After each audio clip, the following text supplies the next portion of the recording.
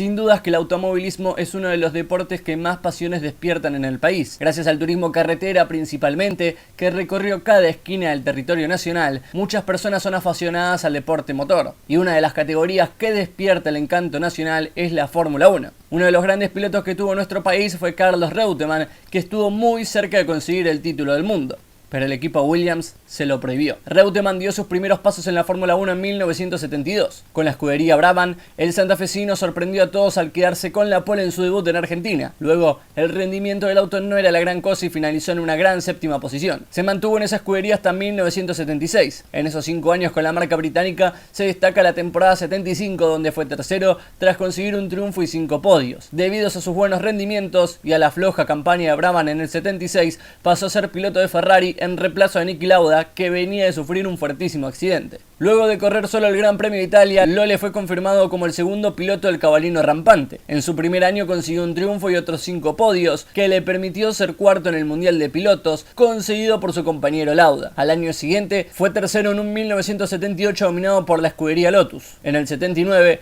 la misma escudería británica lo ficha en lo que parecía ser el momento para ser campeón. Sin embargo, el rendimiento del auto fue malo y se conformó con el sexto puesto. Así llegó Reutemann a Williams. Luego de un 1979 prometedor con la escudería británica, que supo ser segunda en el campeonato de constructores, Lola se unió a Alan Jones para formar la dupla que iba a pelear por el título. En el primer año, el argentino no tuvo casi opción. El australiano dominó a placer el campeonato y se quedó con la corona con 67 puntos. Reutemann fue tercero con 42. Sin embargo, para 1981 la cosa era distinta. El santafesino sabía que era una de sus últimas oportunidades, si no la última, de conseguir el ansiado campeonato del mundo, que solo Juan Manuel Fangio había logrado en 5 oportunidades. No solo eso, sino que Lola había realizado una gran pretemporada para estar óptimo desde lo físico, ya que tenía 39 años. Sin embargo, desde el comienzo la cosa arrancó torcida. A fines de 1980, el duelo entre la FOCA y la FISA por los derechos televisivos y deportivos de la Fórmula 1 estaba en su punto más alto. Tan así que, para la primera carrera del año, en Sudáfrica, la situación no había sido solucionada. Los equipos afiliados a la FOCA viajaron al país africano,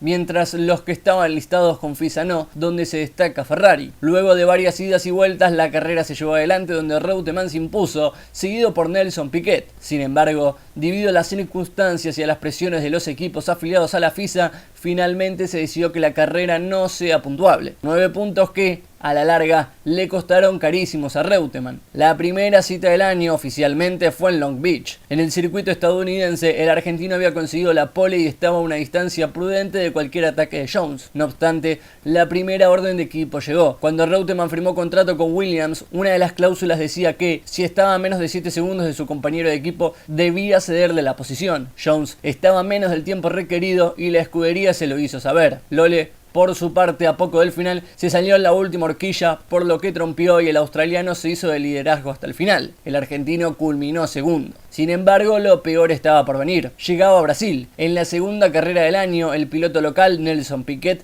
que corría para Brabham, había conquistado la pole. Reutemann se ubicó justo a su lado. El domingo de carrera la lluvia se hizo presente. El piloto brasileño apostó que iba a parar y puso neumáticos de seco. El argentino hizo lo contrario y calzó los de lluvia. Finalmente, el santafesino acertó y en la largada se puso como líder. Jones comenzó a escalar posiciones hasta que se puso detrás de Lola a poco más de 4 segundos. En ese momento, el box de Williams comenzó a poner carteles para que el argentino le dejara su lugar al australiano. Allí ocurrió el mítico Jones-Reut. El santafesino no hizo caso a las órdenes de equipo y siguió en medio de una intensa lluvia hasta cruzar primero la línea de meta. Reutemann se quedó con su primera victoria del año, pero también desató la guerra contra Williams. En el podio, Jones, que fue segundo, no apareció y el argentino subió solo con el italiano Riccardo Patrese, de Arrows. A su vez, ningún mecánico lo fue a acompañar en el podio. Consultado por los medios sobre los carteles, Reutemann fue claro: nunca vi ningún cartel, nunca pude verlo e incluso no vi a Alan Jones detrás mío por la nube de spray que había. A su vez, dijo que la carrera fue difícil desde el comienzo por la lluvia y que su compañero lo felicitó tras la prueba. De todos modos, en el equipo Williams no hubo la misma percepción. Se puso la orden para que Carlos lo dejara pasar a Alan, porque eso era lo que estaba establecido en un caso como este, y porque ambos pilotos estaban comprometidos con lo que firmaron, sostuvo Frank Williams luego de la carrera. A su vez, vez, Jones sostuvo que Carlos tomó una decisión de muy corto alcance con tal de ganar la carrera. Luego concluyó: ahora sé que, de esta carrera en adelante, Reutemann es para mí lo mismo que correr con Nelson Piquet, Gilles Villeneuve o Jacques Laffite. Es un enemigo más. Está claro que la victoria a Lola le costó caro. El equipo se le puso en contra y Frank Williams estuvo a disposición de Alan Jones. A su vez,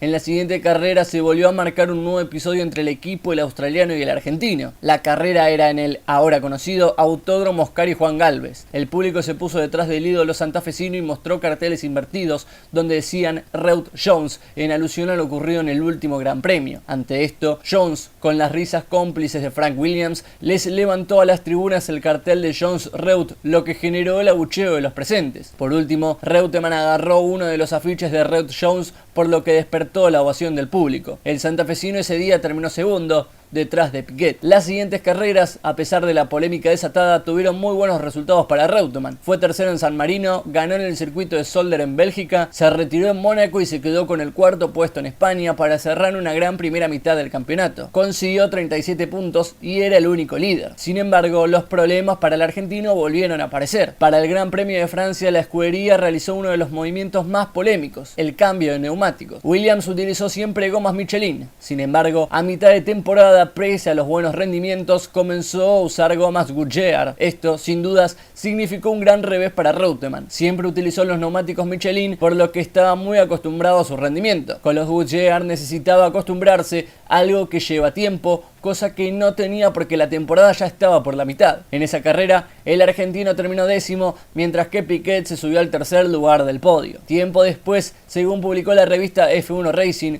del periodista Peter Windsor, de quien ya hablamos en este canal, reveló una conversación que tuvieron Frank Williams con el piloto argentino. Allí, según el periodista estadounidense, el ex dueño de la escudería dijo: creo que fue una decisión política. Bernie Eccleston pensó que era mejor usar Goodyear porque Michelin favorecía a Renault. Cabe remarcar que Eccleston, dueño de la Fórmula 1, también era dueño del equipo Brabham que peleaba el campeonato con Nelson Piquet. En Gran Bretaña, Reutemann consiguió su anteúltimo podio al ser segundo. Luego volvió la polémica, el retiro en Hockenheim. El argentino utilizó en su FW07C motores Ford Cosworth. Según lo que sostuvo Reutemann, la versión 349 era el más rápido, con el que había conseguido el podio en la carrera anterior. Sin embargo, para Alemania el equipo decidió montar la versión 310, que no era la mejor. Por eso en la vuelta 27 el motor dijo basta y abandonó. En Austria, en una carrera donde Reutemann sufrió muchísimo para poner en temperatura los neumáticos, se logró quedar con la quinta posición. Para el siguiente Gran Premio, en Alemania el equipo volvió a cambiar el auto. Dejó de utilizar el chasis número 12 que lo acompañó a lo largo de todo el año y con el que consiguió los mejores resultados, para pasar al 17 en las últimas 4 carreras del año. En ese Gran Premio, Reutemann abandonó tras chocar con el Ligier de Laffite. Luego se subió al podio en Monza al ser tercero. Reutemann llegaba como el gran candidato al título a falta de 2 carreras. El argentino era líder con 49 unidades, seguido por Piquet con 46. Más atrás, pero con chances matemáticas, estaban Jones, Alain Prost y Laffite. Para Canadá, el brasileño hizo la pole y el argentino fue su escolta. Sin embargo, en la primera curva ocurrió lo peor. Su compañero de equipo, en medio de las condiciones complicadas por la calzada resbaladiza gracias a la lluvia, se llevó puesto al Ole, con lo que comenzó a perder posiciones. Por su parte, Piquet luchaba por mantenerse en los puestos de puntos. Finalmente, Laffite se llevó el triunfo, seguido por John Watson de McLaren y Gilles Villeneuve, que realizó más de la mitad de la carrera sin el alerón delantero de su Ferrari. Reutemann terminó décimo, a 3 vueltas del líder, mientras que Piquet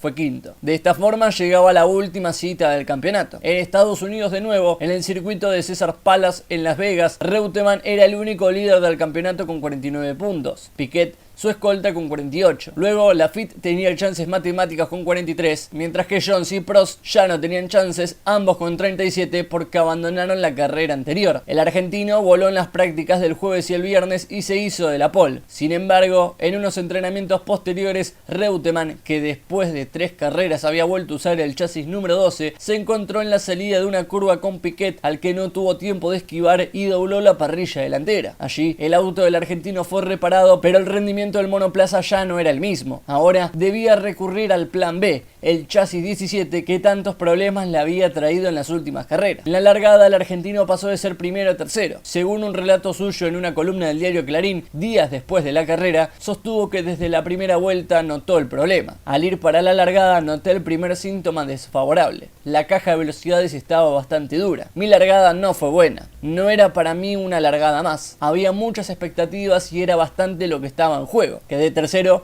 y poco después me superó Prost. Lo cierto es que para esa carrera Piquet tampoco tenía un gran rendimiento. El brasileño estuvo casi toda la prueba con fiebre y le costaba mantener el buen ritmo. A los problemas mencionados en la caja de cambio se le sumaba el pésimo balance del auto. Reutemann contó en esa columna que el coche no estaba bien balanceado entre el tren trasero y el tren delantero, lo que ocasionaba muchas dificultades para tomar las curvas de mayor velocidad del circuito, ubicado en una playa de estacionamiento. Finalmente, el argentino hizo lo que pudo con el auto que tenía y se mantuvo en el octavo puesto, a una vuelta del líder. Por su parte, Piquet terminó quinto a más de 1 minuto y 15 segundos del vencedor, el australiano Alan Jones. Finalmente, por un punto, Piquet se quedó con el título. Reutemann, que lideró el mundial desde la tercera carrera del campeonato, se quedó con las manos vacías. Él mismo lo dijo en esa misma temporada y años después que el equipo estuvo solamente para Jones, a pesar de que solo él tenía chances al título. Finalmente, la estrella fue para Brasil. Luego del retiro del australiano, Keke Rosberg fue confirmado como compañero de equipo para Lola en 1982. En el debut fue segundo. En la segunda carrera tuvo que retirarse en lo que fue su última prueba en la máxima. Finalmente se despidió de la Fórmula 1. Encima, ese año el finlandés fue campeón del mundo con Williams. Sin dudas que el campeonato de Reutemann no se perdió exclusivamente en la última carrera. A lo largo de toda la temporada 1981 hubo distintos sucesos que complicaron al argentino en su lucha por el título. Así todo, llegó como líder a la última carrera del año. Demasiado hizo con el auto que le dieron en Estados Unidos. Finalmente fue subcampeón y no pudo coronar. Por lo menos